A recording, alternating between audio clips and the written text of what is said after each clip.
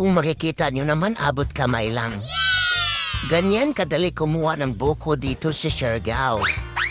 O ayan na, pwesto tayo dito para biyakin natin gamit ang itak. Madali lang naman yan kasi malambot pa ang kanyang mga balat. O yan na, kitang-kita nyo, fresh na fresh. Hala na't uminom ka na, senyorita.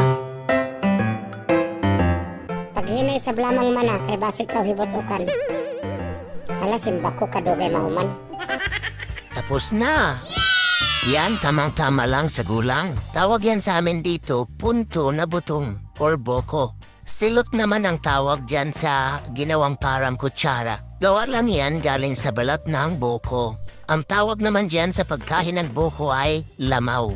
Halimbawa, yayain mo yung mga kaibigan mo kakain ng boko. Sabihin mo lang sa kanila, manglamaw tayo. Doon sa kalubihan ni Tiyo ni Jooging.